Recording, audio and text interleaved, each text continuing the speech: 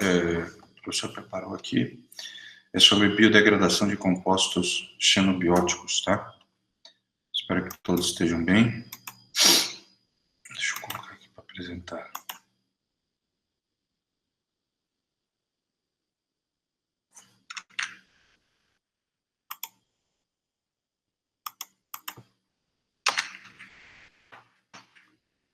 O tema da aula de hoje é biodegradação de compostos xenobióticos. A degradação ambiental, né, e o desenvolvimento são duas questões que geralmente levam a considerar o desenvolvimento, né, que a gente tem vigente. Ele tem como premissas, tem como consequências, né, a eliminação e a produção de um grande volume de resíduos.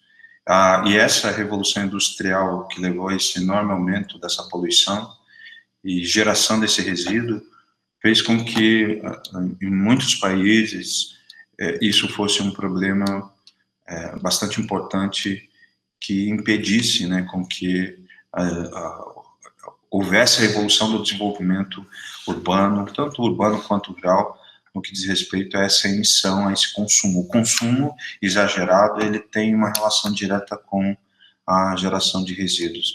E aí eu me refiro a resíduos sólidos, né, que abastecem os grandes aterros sanitários, os resíduos líquidos, né, o esgoto, que a gente já vem discutindo em algumas aulas. E essa má gestão desses dejetos gerados, inclusive dejetos aí a gente vai imaginar para os vários tipos de explorações agrícolas da pecuária, e o que é feito com os dejetos desses animais, dos animais mortos durante o processo. Então isso é um ponto que, quando a gente considera para um país desenvolvido, que não deve ser, um problema que não deve ser empurrado para debaixo do tapete. A gente necessita encarar esse problema de uma maneira sóbria, de uma maneira que possa conjugar com a premissa de desenvolvimento das cidades, dos estados, dos municípios e dos países. Então, essa má gestão desses dejetos gerados pelas atividades humanas tem levado à contaminação dos mais variados tipos de ambientes. Então, essa contaminação vai ocorrer tanto nessa área urbana, e quando a gente fala de emissão de gases aqui, né, pela poluição das fábricas, tanto, né, na área urbana também como na atividade rural. E aí a gente pega sobre a questão do uso, né. Esses dias eu vi uma estatística que 70% dos produtos que são pulverizados na agricultura não atingem o alvo. Então parem para pensar, né, dentre fungicidas, inseticidas e herbicidas, a quantidade de produtos que não estão atingindo o alvo, e se não está atingindo o alvo, está afetando fauna, flora e até os humanos, né, caindo nos córregos, contaminando lençóis freáticos. Então, alguma coisa dentro dessa proposta de desenvolvimento, e até mesmo chamando para si a responsabilidade como profissionais, talvez nós estamos deixando a desejar alguns desses aspectos ligados à emissão e à deposição desses poluentes no planeta. A degradação ambiental, né, ela pode gerar rejeitos, né, aquilo que a gente não quer, que são tóxicos e que vão levar à perda da diversidade e, consequentemente, ter uma ação, né, sobre o solo, perda da diversidade aqui dentro da disciplina, mais especificamente próximo ao solo, levando à contaminação de águas, né, e solos, e até mesmo a propagação de doenças para humanos, para as pessoas, criando uma relação de desequilíbrio, né, entre os agentes, entre os seres vivos que fazem parte desse sistema, desse ecossistema. Então, essa preocupação com a contaminação ambiental e suas consequências vem aumentando nas últimas décadas, né? Então, a questão dos processos erosivos, os processos de salinização,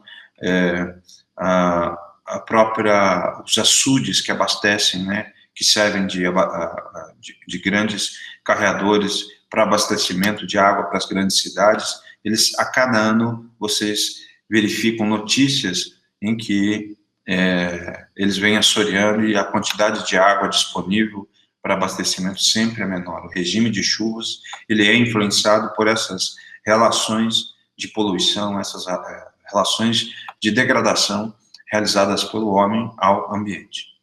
Então, né, nos últimos anos, nas últimas décadas, essa preocupação vem ocorrendo e desenvolvendo um investimento em técnicas de remediar essa degradação, estimando de 25 a 30 bilhões de dólares ano em alguns países para que consiga reduzir esse impacto provocado no ambiente.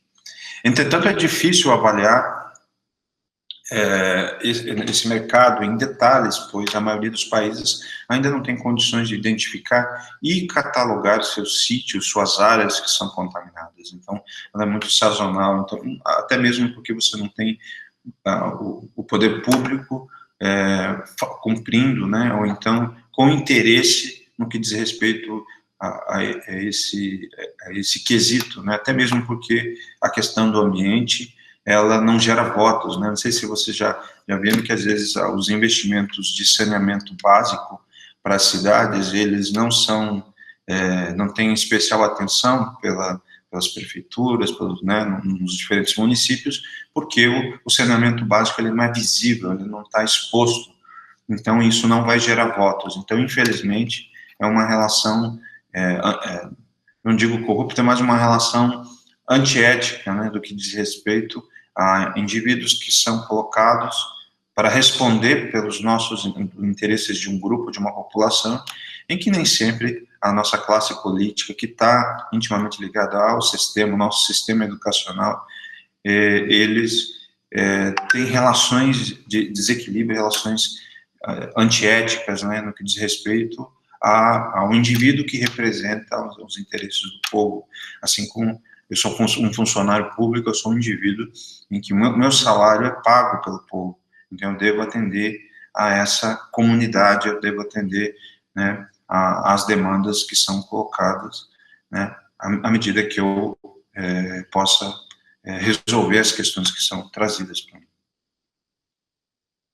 Os conceitos importantes que a gente tem quando a gente fala de produtos xenobiontes, quando fala de biorremediação, remediação é um conjunto de tecnologias adotadas para reduzir justamente esses poluentes, esses elementos que são lançados no ambiente, visando reduzir e eliminar compostos que são perigosos ao ambiente por métodos que podem ser físicos ou químicos, né? A remediação leva em consideração métodos físicos e químicos. E aí a biorremediação, aqui eu não falei dos biológicos, né? Então vamos ver se a biorremediação se refere aos métodos biológicos.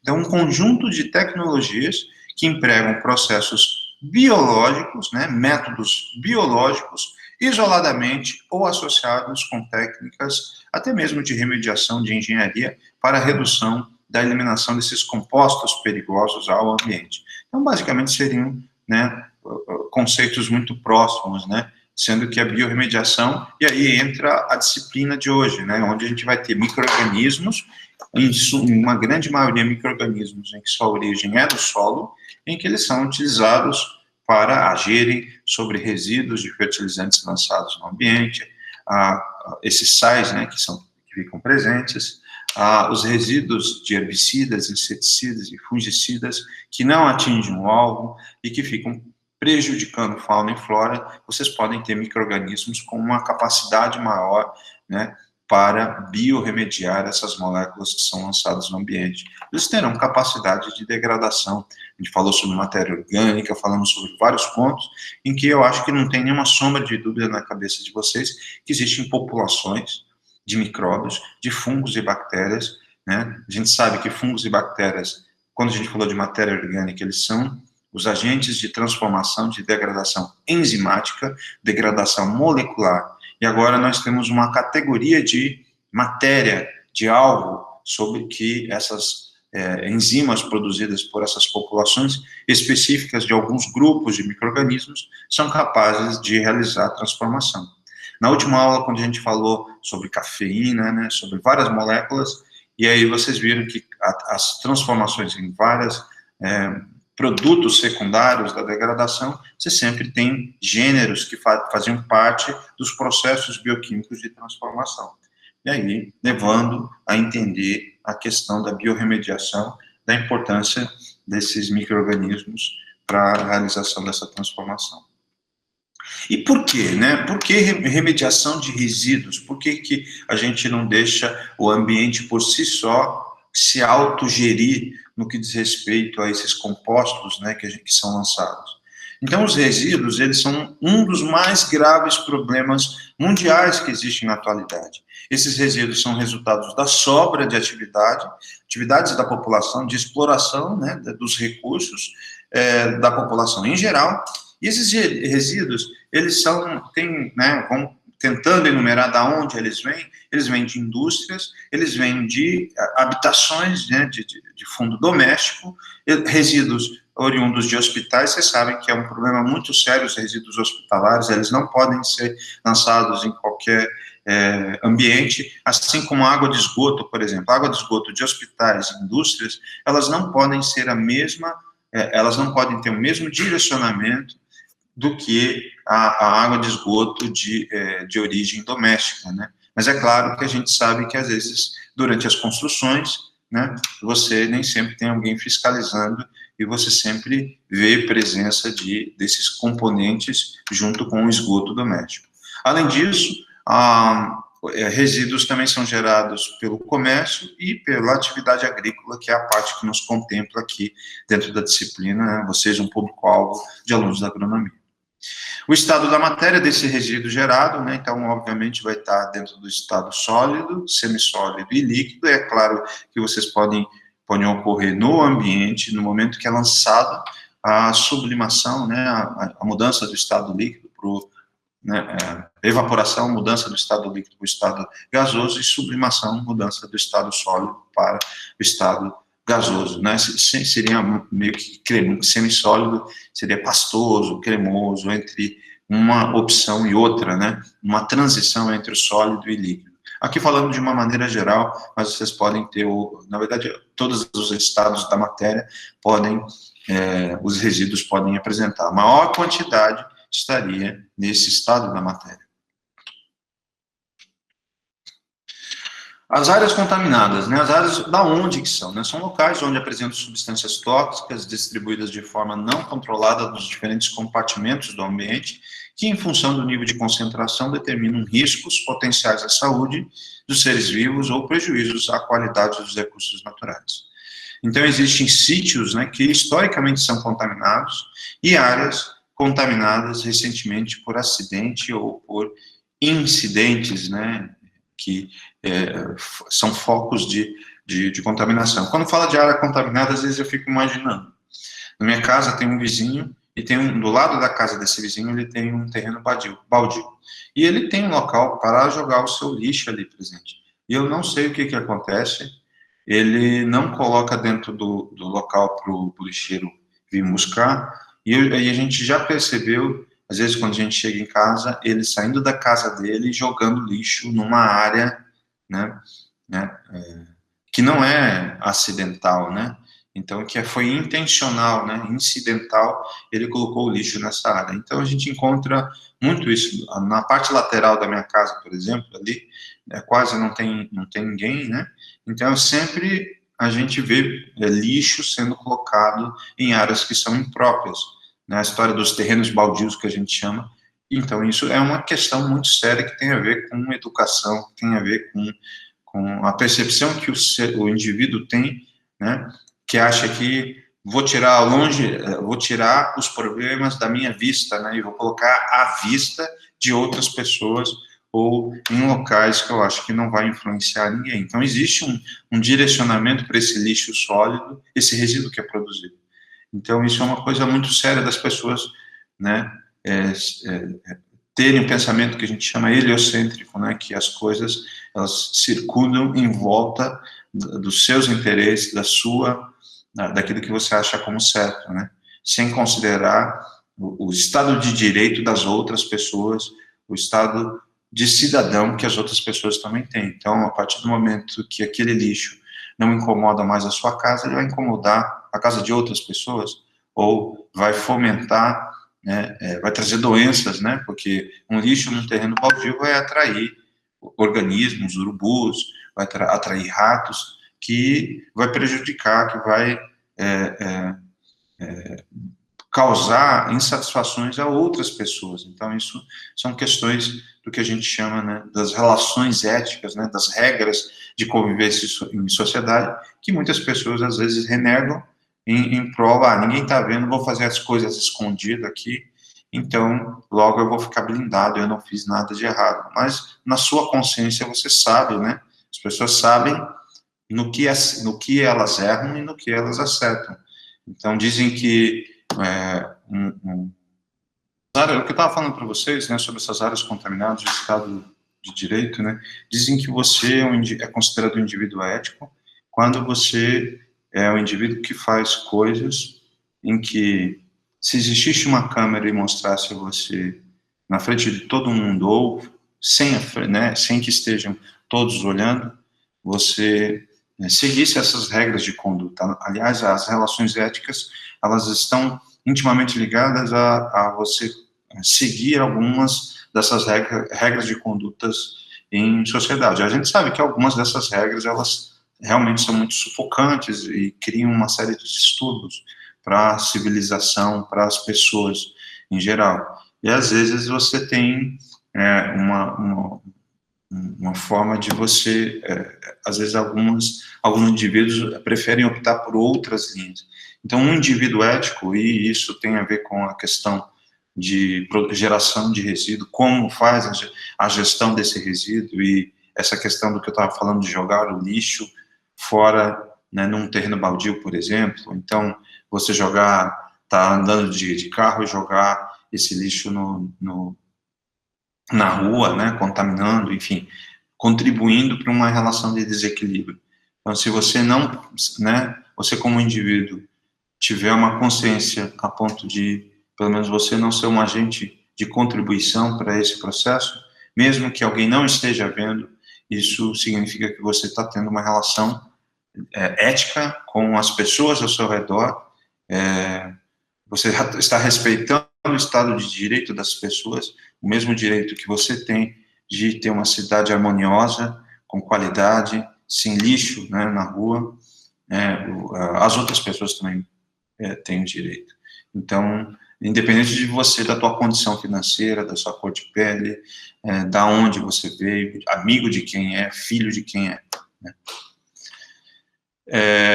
Existem várias técnicas, né, de remediação que são altamente utilizadas para a recuperação de áreas degradadas.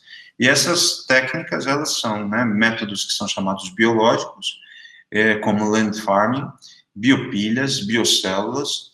Esses métodos biológicos, eles são considerados, sem dúvida alguma, os melhores de todos os métodos, porque eles têm a maior eficiência. Então, o que tem a ver, o método biológico envolvem esses micro-organismos do solo e o baixo custo associado a esses métodos, tá? Além disso, existem os métodos químicos, você tem que comprar o insumo, comprar a molécula química, você pode extrair do solo, da água, desses locais onde haja contaminação, e a questão da oxidorredução, né? Você tem um composto químico que você joga no ambiente e ele vai promover reações de perda de elétrons. A gente falou sobre isso em metabolismo. A perda de elétrons que ocorre com a glicose faz com que libere energia e vai gerar moléculas mais simples. As quebras das moléculas, na aula de matéria orgânica eu falei também sobre isso, sobre quebra de alguns micro-organismos que são responsáveis pela geração desses produtos secundários, produtos mais simples, né?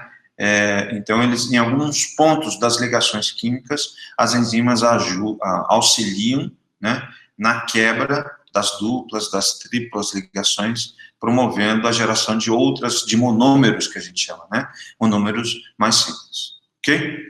E os métodos físicos, como pump and trade, incineração, né, que é queima, né, a uma condição de temperatura mais elevada possível, a lavagem do solo, são todos processos que são utilizados para a remediação dos solos.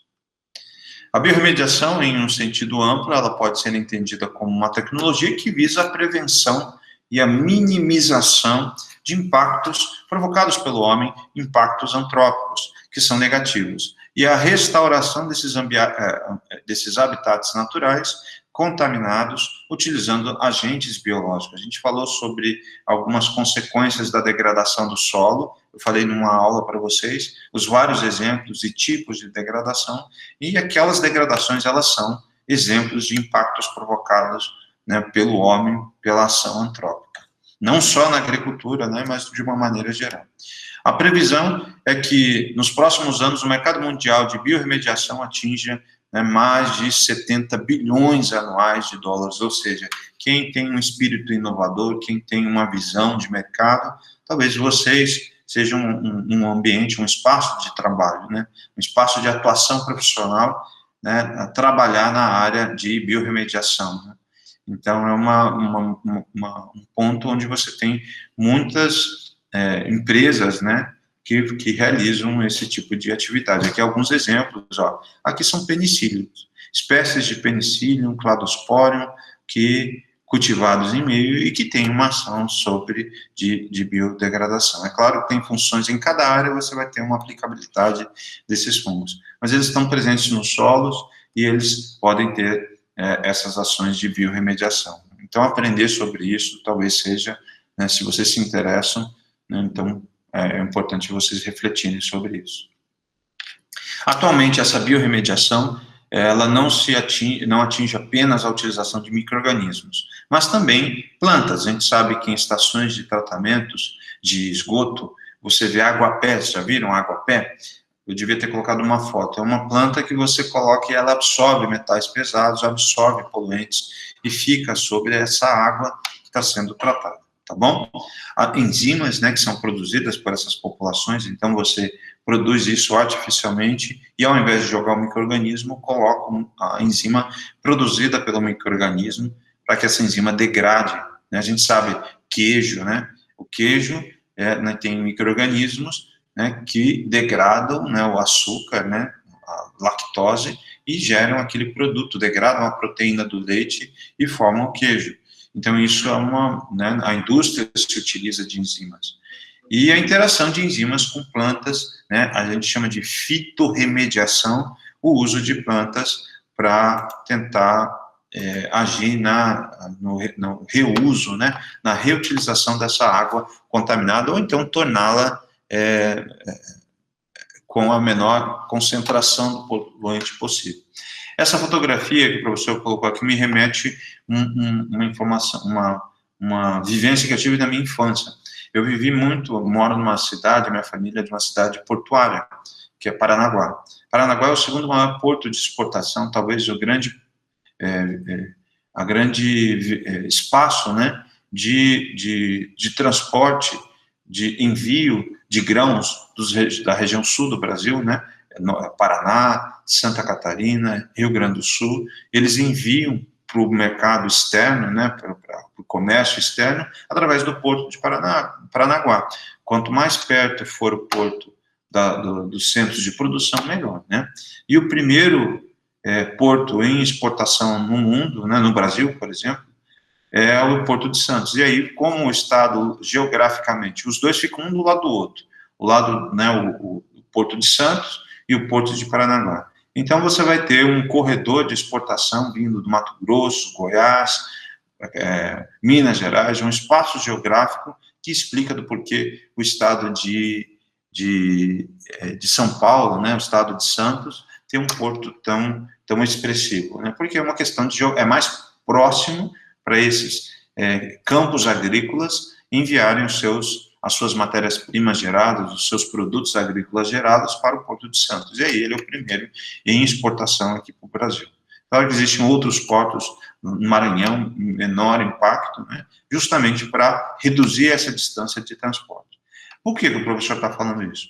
Na verdade, eu dei uma volta para falar que isso fez parte da minha infância, ver dentro dessas áreas momentos, né, a gente tinha uma história de vamos brincar na maré. Então, a gente morava numa cidade que é na costa, né, embora ela fosse tivesse, né, água do mar próxima à cidade, você não tinha um padrão de praia, a gente não considerava como uma praia dentro da cidade. Por quê? Porque ela sempre era muito, muito contaminada. Então, volta e meia, você via poluentes que eram lançados. Então, imagine, eu vou dar um exemplo. Os cargueiros de petróleo, né, que vinham, né, do Oriente Médio, eles atracam no meio do oceano.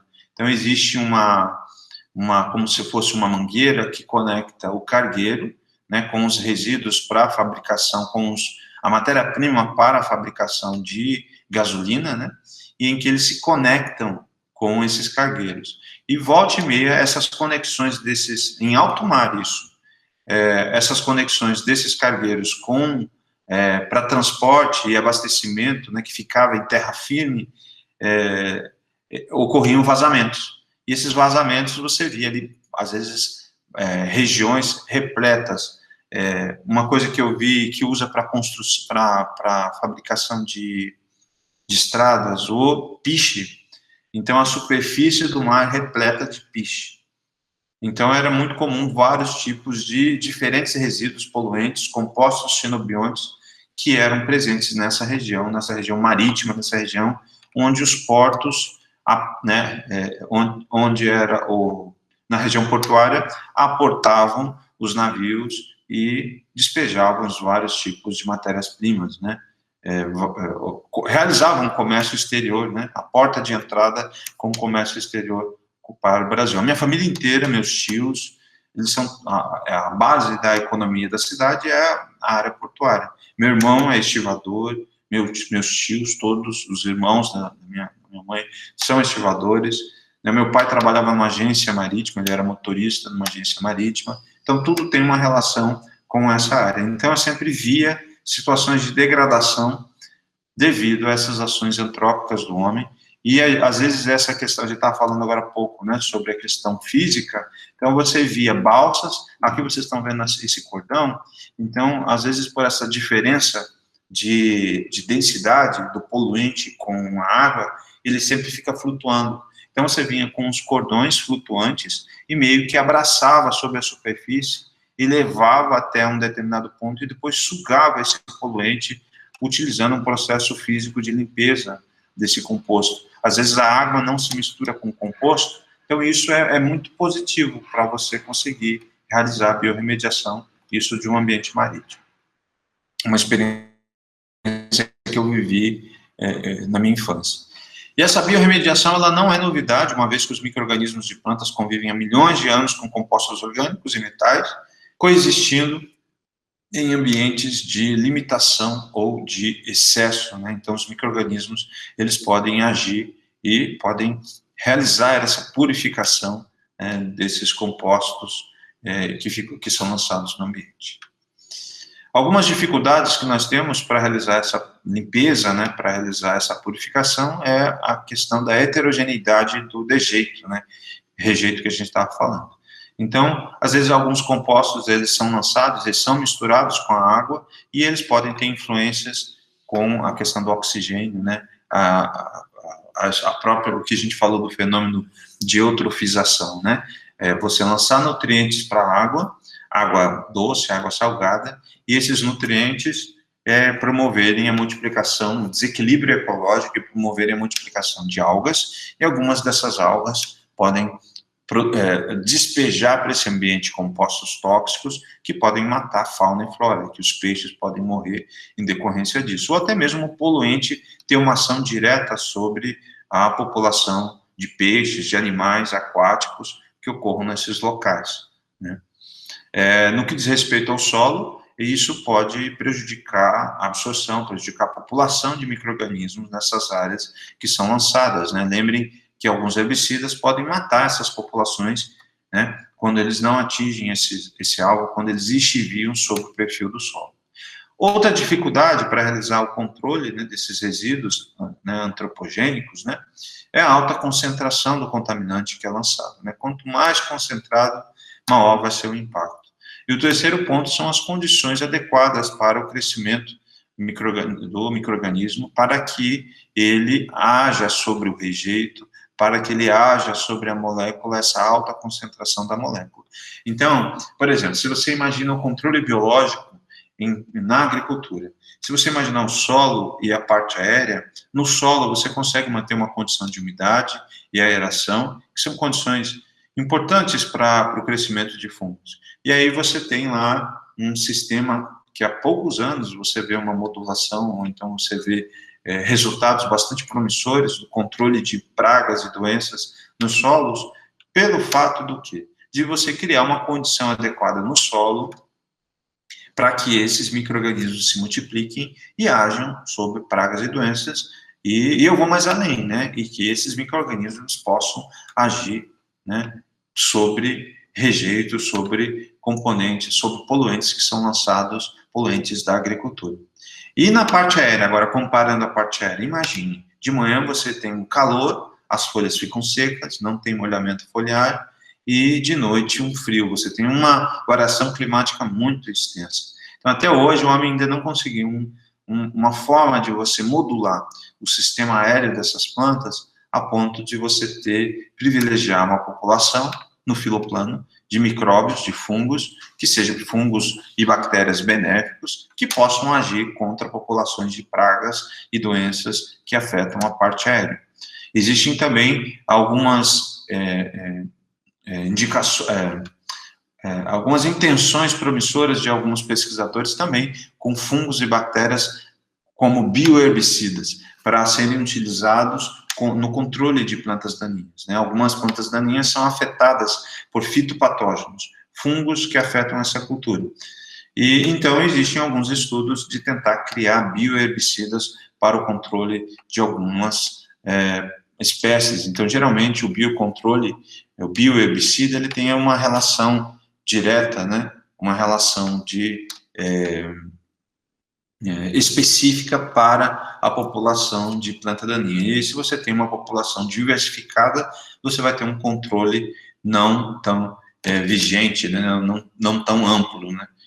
Então, são questões ligadas à modulação do sistema envolvendo a questão biológica, como a gente viu para rejeitos, a ideia do produto biológico é mais barato e interessante para ser utilizado sobre as questões de resíduos. Na agricultura, sobre pragas, doenças e plantas daninhas, elas também têm uma vantagem. A grande questão é a sua eficácia perante o uso das moléculas químicas, que geralmente faz com que não emplaque, ou então a quantidade de tarefas e trabalhos ligados ao uso faz com que isso ele não seja de uma total amplitude, ou então aceitação dentro do mercado. Mas é claro que quando a gente fala de dinheiro, se o controle biológico for eficaz e ele promover acréscimos ou evitar perdas, né, no sistema produtivo, obviamente que vai sempre escolher o melhor modelo de manejo, de proteção de plantas, né, em detrimento de você gastar menos, de reduzir custos de produção e ter maior rentabilidade, né. Algumas fontes toxicantes, né, de maior relevância ambiental, nós temos as fontes de ação do homem, né, de ocorrência natural ou em determinado ambiente, então intencional ou não intencional, né, como seria o que eu estava falando para vocês, sobre a história de jogar o lixo num terreno baldio, é uma ação intencional. Outra categoria de fonte toxicante jogada no ambiente são os compostos xenobióticos, compostos completamente sintetizados quimicamente, e que não ocorrem naturalmente no ambiente. Eles não estão presentes, e a sua existência ela está ligada ao fato dessa emissão que é realizada.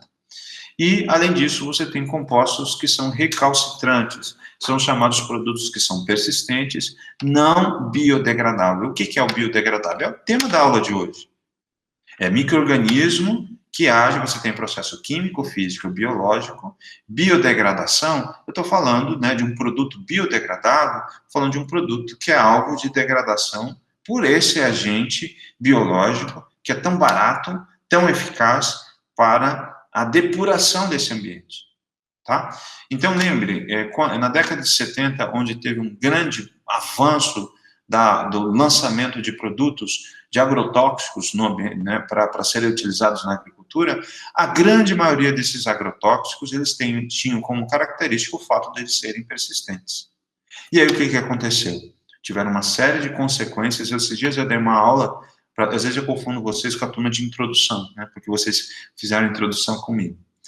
E falei sobre essa questão da persistência, né? Eu falei sobre tecnologia de aplicação. O vídeo está a aula ficou muito interessante. Eu melhorei a aula do que eu dei para vocês, e a aula sobre...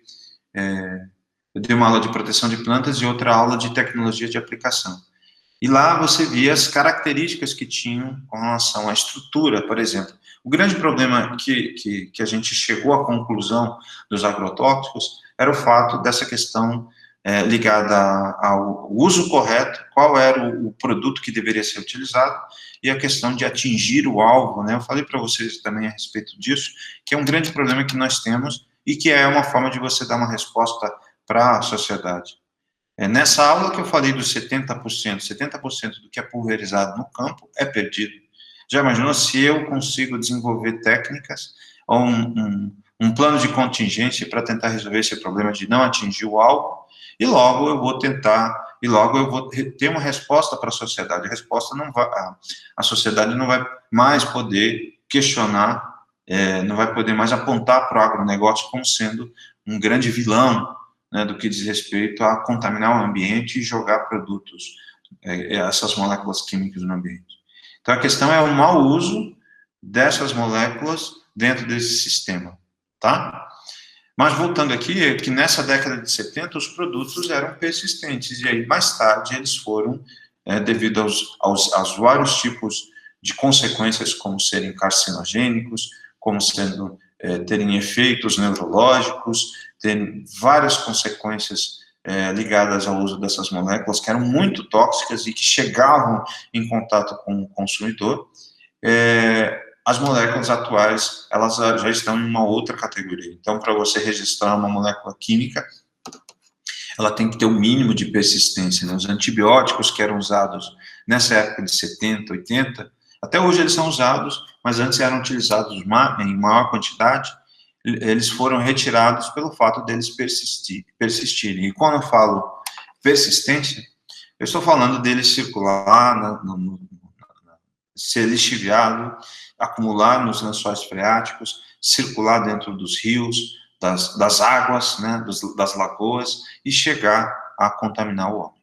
Tá? Alguns exemplos de fontes toxicantes, né, eu coloquei aqui para vocês, né, aqui o Betex, né, oriundo de fontes de combustíveis fósseis e solventes, o estireno de plásticos, o PA, oriundo de combustíveis fósseis, preservantes de madeira, os alquilfenóis, são surfactantes e detergentes que são lançados no ambiente, os sulfoaromáticos, né, os surfactantes, detergentes, despolpamento com sulfito que é realizado, é um contaminante, os corantes utilizados, né, em cima de couro, em curtumes, né, isso vai poluir o ambiente, por isso que a questão da água de esgoto deve ser previamente tratada, né, das indústrias, e não pode ser diretamente lançada nos rios. Então, parem para pensar, né, quando vocês vêm aqui para Urutaí, ali na ponte, na curva, tem um curtume.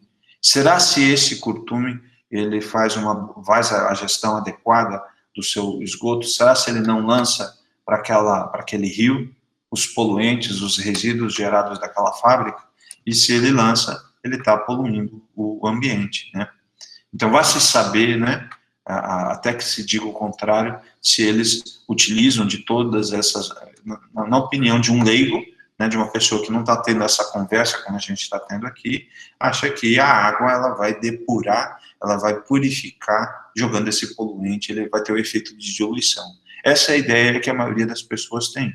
Longe dos olhos, longe do coração. Tá? Aminoaromáticos, né, que vão estar presentes em pesticidas, corantes, pigmentos, fármacos, azoaromáticos, corantes, nitroaromáticos, explosivos, fármacos, pesticidas, clorofenóis, e dioxinas, né? Ó, reparem que todos esses compostos que estão sendo colocados aqui são compostos aromáticos, que são poluentes, fontes toxicantes importantes, e aqui hidrocarbonetos cloroaromáticos e PCBs, que são utilizados para pesticidas, solventes, dielétricos, né? Tem muitas tintas que a gente utiliza que utilizam a mesma matéria-prima que a gente vê em alguns pesticidas que são utilizados, né? Capsaicina, por exemplo, é uma molécula produzida oriunda, né, que dá a ardência das pimentas. Eles colocam junto com tinta para passar nos cascos dos navios, e aí o casco do navio ele fica impermeabilizado e você não vê a criação de mariscos, desenvolvimento de mariscos, e aí não vai apodrecer a madeira desses barcos, né? Ou não vai degradar o metal desses barcos que vocês vão encontrar misturando. Então, vocês vão ter alguns desses compostos que podem ter efeitos sobre o ambiente. Alguns, né, contaminantes mais frequentes em 2010, aqui um dado do CETESB. Então, a CETESB é uma empresa de saneamento, provavelmente do estado, CETESB, minto, eu não sei qual que... depois eu vou pesquisar e vou saber o que é, com que ela trabalha. Mas ela tem aqui as diferentes categorias, né, de poluentes que são lançados, e aqui a quantidade, os combustíveis líquidos, em maior quantidade, em segundo lugar, os solventes aromáticos e os PAS, né, que são os contaminantes mais frequentemente encontrados, provavelmente na água de esgoto, né. Então, geralmente coletam esses materiais, as ETs, né, estações de tratamento, têm laboratórios para quantificação, né, do que existe, dos tipos de poluentes que existem, e fazerem um monitoramento do que é lançado no ambiente, né. E quando detecta algum poluente que seja proibido, então, acho que alguma medida de contenção, medida de tentar descobrir aonde está sendo lançado, desenvolvida, acionada, né, pelo órgão público, pelas agências de vigilância. A degradação dos resíduos ela pode ocorrer no solo, no ar e na água, e também na água e nos organismos. Então, ela pode ser química, a hidrólise, a oxidação e redução, né, que a gente já falou, fotoquímica, através da luz, né, seria um processo luz ultravioleta, física também, né, e a biológica pelo metabolismo dos seres vivos, né, meio que eu estou repetindo o que eu falei anteriormente. O custo para tratamento dos resíduos, né, então existe um custo aqui muito elevado quando você precisa de muita energia, né, envolvendo a questão do calor, né, o valor do custo por metro cúbico, né, de solo, quando utiliza incineração, e olha aqui o custo bem mais baixo, utilizando, né, o que a gente já tinha falado no início da aula, né, da biorremediação. A lavagem ficaria em segundo lugar, e a questão dos aterros sanitários ficariam em terceiro lugar, aterro, ou vocês lembram lá de Brumadinho, né? Então, o resíduo da exploração do cobre, eles ficavam dentro de um determinado local. Era um aterro onde a água de lavagem ficava nesse local, e aí a barragem onde essa água ficava presente, ela estourou e todo esse resíduo foi para a cidade, né? Então, é questão também, uma questão de cuidado, né, da obra de engenharia para evitar com que, né, centenas de pessoas morreram nesse acidente devido a essa questão do aterro da indústria, né, de exploração de cobre na região. Então, nós temos a biorremediação, ela pode ser de dois tipos, né, a biorremediação in situ, que é o tratamento do material contaminado no próprio local, onde você faz tratamentos de áreas maiores, com menor custo, e a biorremediação ex situ, então, seria você coletar esse solo, coletar essa água, e remover isso desse local, tratar e depois devolver para esse local novamente. Ex situ, fora do local, in situ, dentro do local. A remoção do material do local de origem, usada quando há risco de alastramento dessa contaminação ou quando não é possível o tratamento do próprio local. Então, algumas das questões que a gente está falando dessa biorremediação in situ ou ex situ, lá em Brumadinho e os locais onde vocês verificam essas contaminações, essas relações de degradação ambiental são aplicadas. Então, a aula de hoje ela é aplicada às diferentes formas pela equipe que é contratada, né, para realizar essa depuração. Então, as categorias de biorremediação que a gente tem, né, promovida por micro-organismos, então vocês já entenderam que é mais barato você as degradações, a eliminação de compostos xenobióticos, a minimização do impacto de compostos recalcitrantes através de agentes biológicos é muito bem-vindo. E essa biorremediação, ela pode ser feita por plantas, que a gente chama de biorremediação, fitorremediação, biorremediação realizada por micro-organismos, tá?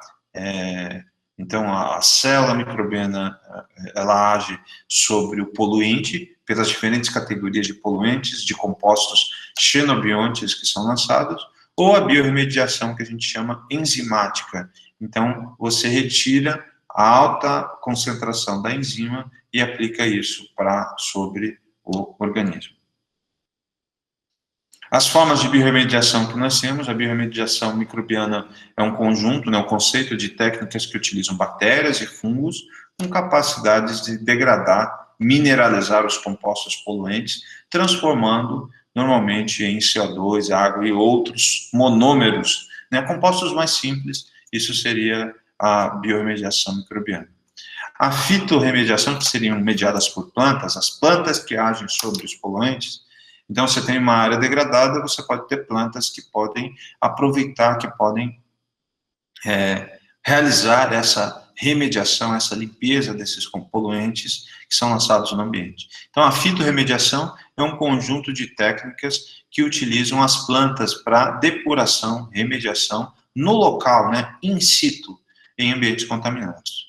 Isso é conseguido graças a vários processos envolvendo remoção, degradação, imobilização, né, contenção desses contaminantes numa determinada área, para que ele não se espalhe, e imobilização, né, desses componentes que podem ser orgânicos ou inorgânicos. E a questão da biorremediação enzimática, conceitualmente, é um conjunto de técnicas que utilizam enzimas de origem biológica, né, então eles têm uma relação com a biorremediação microbiana, né, os micro-organismos. Se você tem problemas para a multiplicação do micro-organismo na área, né, dá condições de temperatura e umidade, então vamos pegar o produto gerado por esse micro-organismo. Aí eu vou fazer a biorremediação enzimática, né, utilizando enzimas de origem biológica com desempenho de quebra, né, de catalítico capaz de degradar algumas diferentes moléculas de poluentes. A biorremediação microbiana, né, então ela tem tudo a ver com a disciplina de microbiologia agrícola. O sistema metabólico, ele tem se mostrado mais apto para degradar moléculas xenobióticas recalcitrantes, e essa biodegradação ela pode transformar em monômeros e compostos como CO2, liberar dióxido de carbono para o ambiente e produzir água.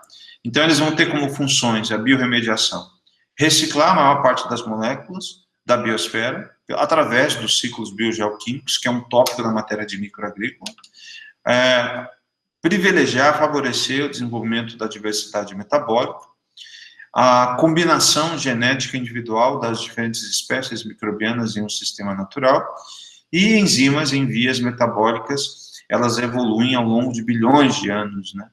Então, você pode auxiliar esse processo natural de atividade, né, de autogestão dos micro-organismos nativos do ambiente, colocando organismos que você artificialmente multiplicou em laboratório. Outra função é a capacidade de metabolismo integrado, né, apresentada pela comunidade microbiana de uma maneira em conjunto. E os produtos do metabolismo desse micro-organismo, ele pode ser o substrato de outros, né. Essas são algumas das funções e o conceito do que é a biorremediação microbiana. Alguns micro-organismos que são degradadores, fungos, bactérias, algas, protozoários, eles são os decompositores da cadeia alimentar, a gente já conhece, eles são importantes, né, são importantes decompositores e fazem parte dos ciclos biogeoquímicos. A decomposição é realizada por meio de enzimas, e a decomposição ela é realizada para uma forma de você ter energia. O alimento é energia para o desenvolvimento desses agentes de degradação, né, desses decompositores representados pelos fungos, algas e protozoários. Então, esses são os grandes biorremediadores. Se vocês forem criar uma startup, forem criar uma empresa júnior para biorremediação, então vocês vão ter que dominar a multiplicação, o crescimento desses micro-organismos aqui em algum tipo de substrato, tá? Artificial. Então, essa decomposição ela é realizada para obter alimento e crescimento, e para isso você necessita de um ambiente propício, de um abrigo para o desenvolvimento desses micro-organismos degradadores. Então, como eu tinha falado para vocês, né, catabolismo então, já é um conceito que vocês já viram. Toda vez que ouvirem a palavra catabolismo, vocês vão lembrar de quebra de molécula, e aí vocês vão estar ligados ao tema da aula de hoje, e a palavra eu acho que eu mais falo dentro da disciplina de microagrícola, que é degradação, quebra. E catabolismo, então esses micro-organismos eles vão agir sobre as células orgânicas, as moléculas orgânicas como fonte de carbono, e a energia para a produção de biomassa. A biomassa aumentar a população desses micróbios.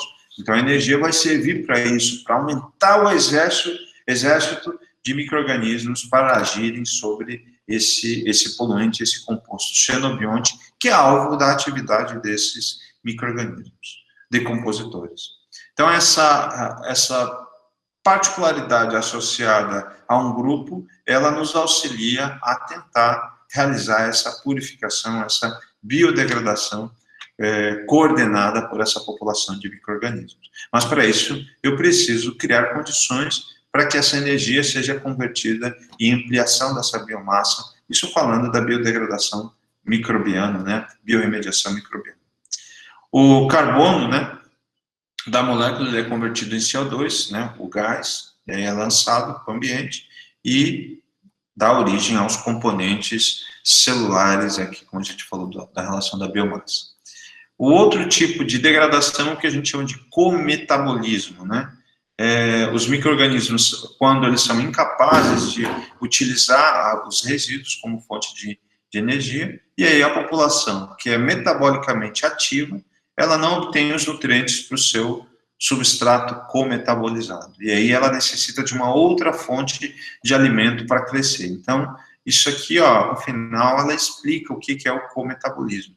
Então, se o poluente ele tá dentro daquelas categorias de um composto recalcitrante, então em que nessa guerra entre a população microbiana e a molécula xenobionte lançada, né, no ambiente, ele não consegue degradar, e aí a energia para que crie a biomassa, né, e haja a degradação dessa molécula, e o aumento da população, o aumento da produção de enzimas, eu preciso de uma outra fonte de energia externa, que é o que a gente chama de cometabolismo. O catabolismo, né, é quando ele já tem todas as ferramentas e a energia necessária, ele é como se fosse ir para uma guerra e ele tem todo o armamento para poder destruir o composto xenobionte.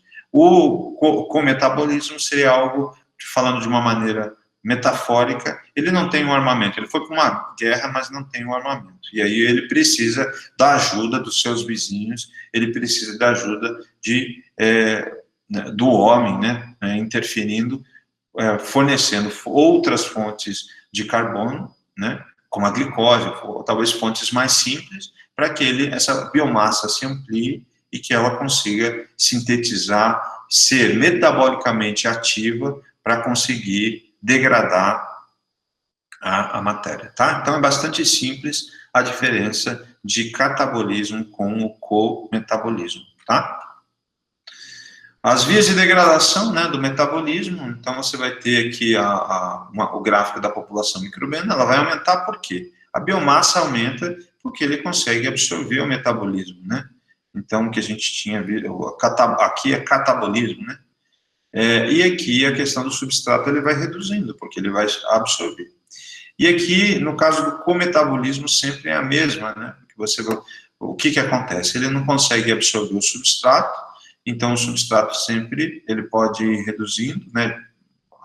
a fonte de carbono, e a população você vai manejando para que ela sempre se mantenha a mesma, né, com relação à degradação dos micro-organismos. Então, sempre a população, o número de indivíduos sempre vai ser o mesmo. Aqui seria o número, e aqui é à medida que vai passando o tempo, o que vai acontecendo com o substrato, tá? Aqui a população, né, microbiana reduz, porque também acabou o alimento para poder se nutrir. Aqui não. Você vai ter sempre um fornecimento contínuo, né? Ou então o micróbio, né, o decompositor, ele vai procurar uma outra fonte diferente do alvo, né, que seja para degradação, que seria composto xenobionte. Ele vai procurar uma outra fonte e ele vai se manter sempre uma mesma quantidade, né, de número de células no local. Alguns gêneros, né, alguns grupos, né, de micro-organismos relacionados à biorremediação, que eu vou falar agora, e o alvo dos contaminantes que eles agem, né. Meninos, até aqui vocês entenderam? Vocês estão conseguindo acompanhar? O professor está indo muito rápido? Tá certo, João? O João Vitor, ele falou, essa persistência tem relação, vamos ver aqui os primeiros. João Vitor, essa persistência tem relação com o produto fitossanitário, ser orgânico ou inorgânico? Não, isso vai depender da natureza do micro-organismo, tá? Não é pelo fato dele ser orgânico ou inorgânico que vai fazer com que eles tenham uma persistência maior no ambiente. Então, você pode ter um composto orgânico, tudo tem a ver com o conceito, João Vitor, de... Você sabe a diferença de remédio e veneno, né? Então, na verdade, tudo na nossa vida, ele pode ser veneno. Por quê? Tudo está relacionado à questão da concentração, da quantidade. E com relação às moléculas orgânicas ou inorgânicas, tem a ver com essa concentração. Então, ela tem... Tudo, ele foi pesquisado, né? Vamos falar dos produtos fitossanitários. Eles foram pesquisados para que aquela dosagem, para o alvo que ele se propõe, uma praga, uma planta daninha ou um herbicida, ou uma praga, uma planta daninha ou um fungo, né, um fitopatógeno, ele causa a morte, tem alguma ação, tem um mecanismo de ação de provocar uma ação de morte sobre aquele alvo. Na verdade, a persistência é uma característica intrínseca da molécula, dela sofrer menos. Igual você percebe, imagine a madeira, compare o vidro, compare folhas secas, compare vários tipos de resíduos sólidos que nós lançamos no ambiente, e o grau de degradabilidade é uma característica da matéria. Alguns organismos, por exemplo, você tem mais de 100 anos, é o tempo para a degradação do vidro, né? Daquela estrutura, que essa matéria que compõe o vidro é alvo da degradação. Então, a gente chama de materiais biodegradáveis, são aqueles que são alvo da atividade de micro-organismo, só que eles se biodegradam mais rapidamente, considerando uma escala de tempo. Alguns, eles demoram mais. Os solos, por exemplo, eles se formaram através da degradação biológica e não biológica, né, abiótica, de micro-organismos que agiram sobre uma rocha, que é um composto em que, se você for parar para pensar, que é muito, muito, muito persistente. Então, os micro-organismos vão ter uma dificuldade de degradação.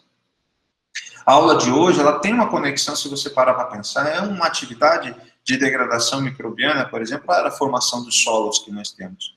E a gente tem lá, se você comparar no solo, na água e no ar, uma imensa população de micro-organismos no solo por causa disso, por causa dessa relação que você tem de biodegradação da rocha para a formação dos solos. A gente sabe que os solos, eles foram formados por esse processo que eu estou falando aqui, ao invés de falar de compostos poluentes, com essa ênfase, com esse direcionamento, eu estou falando de um micro-organismo que está na natureza, que está degradando os diferentes materiais com muita persistência. Quando eu falo persistência, eu estou falando material com dificuldade de degradação. E quando eu falo material biodegradável, material com facilidade de degradação. Por quem? Por fungos, por bactérias, por algas, por protozoários, e eu vou mais além, até nematóides podem estar ali, outros artrópodes podem estar associados a essa degradação. Tá? Ou então uma quebra mecânica, tá bom? Não sei se eu respondi a tua pergunta, João. Tá? A persistência é uma característica da matéria. Então, o que aconteceu com os agrotóxicos? Precisou pesquisar moléculas químicas que não persistissem no ambiente, que elas fossem mais fáceis de serem degradadas. Como? Pela luz, pela hidrólise, pela água, né? Ficasse em contato na planta, protegesse por um período e depois ela se degradasse. O que aconteceu? Você aplicava, você colhia e o produto ficava lá presente ainda. Isso é o que a gente chama de conceito de persistência. Tá, João?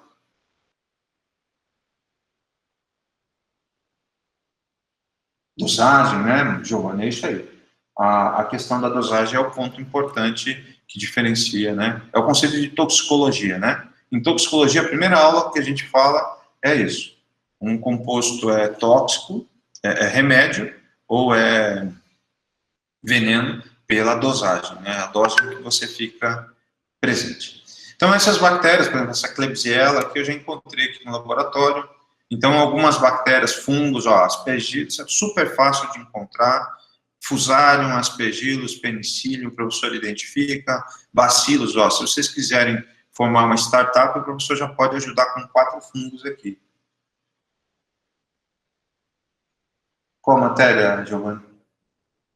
Essa matéria é do terceiro. Quinto. Não sei. Acho que é quinto, Giovanni, tá certo. Eu confundo vocês. Eu ainda tenho a ideia de que vocês fazem essa matéria, a introdução à agronomia. A toxicologia? Toxicologia não tem no curso de agronomia, Giovanni. Ela tem na biologia. Eu dei aula para o curso de gestão ambiental e eu dava aula de toxicologia. Dei há muito tempo atrás, já esqueci tudo, nem lembro mais. Mas eu me lembro que nessa aula, primeiro ponto, quando eu estudei, eu falei dessa história da... Mas tem conexões, a gente fala pouco, tem uma aula que a gente fala sobre toxicologia em proteção de plantas, lá no 9º período, João e Giovanni, tá bom?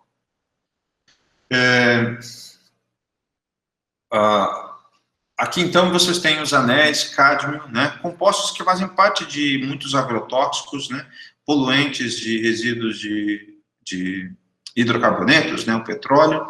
Vocês têm aqui, penicillium, olha que interessante. O penicílio, vocês conhecem o penicílio?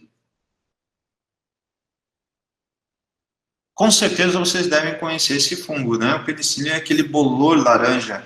Então, olha aqui, o penicílio, ele pode, aquele bolor, azulado que dá no fruto da laranja, eu falei errado. Então, ele pode agir sobre anéis aromáticos, vamos ver aqui. Ele pode agir sobre o petróleo. Então, ele é um grande ou um importante biorremediador. Eu tenho um livro aqui, um livro que eu trouxe de fora, que ele ajuda a identificar as espécies de penicillium. E aqui vocês têm algumas dessas funções. O aspergillus, né, que é um fungo degradador de semente, que ele tem aqui ação sobre o contaminante de anéis aromáticos, né. Então, aqui são bactérias e fungos, cunigamela, né, bacilos, que é muito utilizado na agricultura, nessas várias espécies. Então, alguns deles são muito importantes. E aí vocês poderiam, então nós temos o problema resolvido, né, professor? É só pegar um penicillium e um aspergillus e utilizá-lo, né, para realizar a biorremediação. Então, o que acontece, né? O que eu vou falar para vocês é a mesma ideia que a gente vê com um produto biológico. Vocês sabem que um produto de controle biológico, aonde ele é obtido? Se você é um fungo entomopatogênico, no corpo da mosca branca, você vai encontrar um candidato de um fungo entomopatogênico. A questão é, você tem uma população, e dessa população, qual é o melhor isolado capaz de realizar essa função? É isso que acontece. Então, na biorremediação, da mesma forma. O grande aspecto importante aqui é encontrar o aspergillus, o fusário, o staphylococcus, a Klebsiella, o isolado que forneça, que tenha a melhor eficiência, a melhor eficácia de realizar a biorremediação dos anéis aromáticos para que você comercialize esse isolado. E aí você tem a patente, você é dono do isolado que você encontra na natureza, né? Então, tricodermil é um produto comercial que tem um isolado de tricoderma, que tem um código que foi patenteado e que tem lá a genética. Se eu quiser pegar um produto comercial e dizer que é meu e comercializar para as pessoas, o dono da patente pode fazer uma análise molecular e dizer, ó, esse isolado é meu, que você está utilizando, e você está agindo de má fé, e eu posso ser preso. Então, existe uma patente para o isolado. Então, a questão é você ter uma população, descobrir. Uma vez eu fiz um trabalho com uma aluna, que a gente criou uma população, que até hoje, acho congelado aqui no freezer, 150 isolados de fungos e bactérias de solo, que a gente pegou, fazendo um screening, né, de solo, e a gente isolou do solo. Era uma aluna, inclusive, da gestão ambiental, que eu dei aula para ela de microbiologia e dei aula de toxicologia, tá? Então, então isso é as características do isolado. Da população, você sempre tem alguém que é igual o João Vitor, não é o cara mais forte da turma de vocês, segundo o Giovanni, o marombeiro da turma. Então, ele tem uma característica particular ali dele dentro da população, né? Então, às vezes, para uma determinada finalidade, você precisa fazer um screening, fazer uma avaliação, descobrir quem é o isolado dentro da população de fusário, que é o melhor para finalidades de biorremediação. Então, alguns aspectos da biorremediação: existência de micro-organismos com capacidade de degradação, né, catabólica para degradar o contaminante. O contaminante deve estar disponível ou acessível ao ataque microbiano. Você deve dar condições para que a enzima atue, para que o micróbio atue sobre a molécula, e condições ambientais adequadas para o crescimento e a atividade do agente biorremediador. Alguns requisitos necessários é a questão do micro-organismo, a fonte de energia e a questão dos aceptores de elétrons para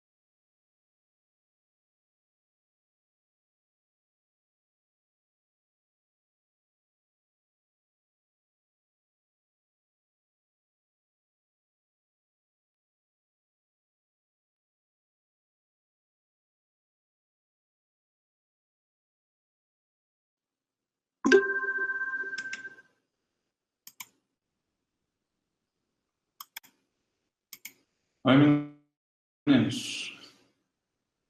Voltei aqui. Estão me ouvindo? Beleza?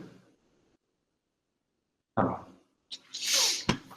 Então, voltando aqui, né, a biorremediação, ela tem alguns requisitos como micro-organismo, ter uma fonte de energia que seja oriunda ou do poluente, ou que ela vai buscar uma fonte alternativa. E o processo de quebra, ele envolve a questão de quando você quebra a molécula, ela libera energia, e o aceptor de elétrons concentra essa energia dentro de cofatores, né, de outras moléculas, né, que depois vão concentrar dentro, né, do ATP, que vai ser utilizada para várias funções metabólicas importantes. pH tem que ser favorável, cada população você tem uma faixa de pH, de temperatura, de umidade, a quantidade de nutrientes, né, que esteja presente, e a questão da ausência de toxicidade para a população, que a molécula não mate a população do micro-organismo que vai ser utilizado para biorremediação. Deixa eu desconectar aqui.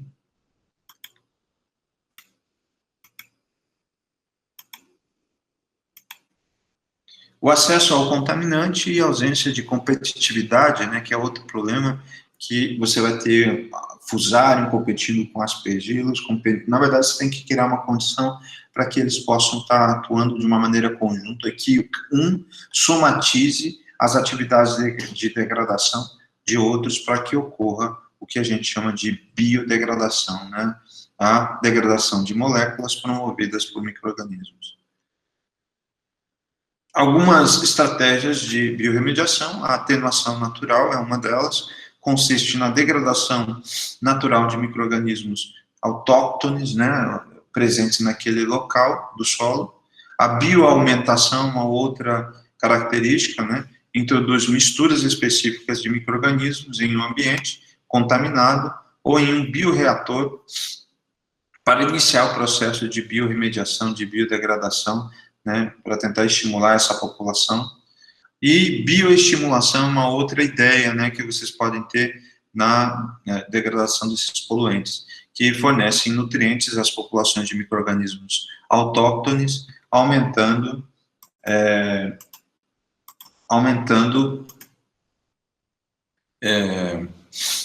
a sua população e promovendo o crescimento e, consequentemente, o aumento da atividade metabólica e na degradação desses poluentes, tá? Então, eu coloquei aqui, né, eu fiz uma pesquisa autóctone, quem é natural, né, daquele local, daquele país, daquela região. Então, as populações nativas, né, seriam as populações autóctones, né, as populações já presentes naquele local. E as conclusões, né, para a gente finalizar a aula de hoje, de uma maneira geral, a biorremediação ela tende a ser um mercado bastante atraente, pois remove esses poluentes, esses resíduos em que a humanidade tem, na verdade, não é que não seja capaz, né, existem formas de se trabalhar, mas que tem se colocado, né, um problema deixado de lado ou debaixo do tapete, né. Então, esses poluentes orgânicos, ou até mesmo inorgânicos, de uma maneira eficiente, a um baixo custo, comparado com tecnologias como tratamento térmico, que é 3 a 4 vezes mais caro. A gente tinha visto isso com o caso da incineração, tá? As análises de mercado atual da biorremediação apontam que é uma técnica que mais tem despertado o interesse dos governos, cientistas e da indústria, devido a uma boa relação custo-benefício e facilidade de implementação.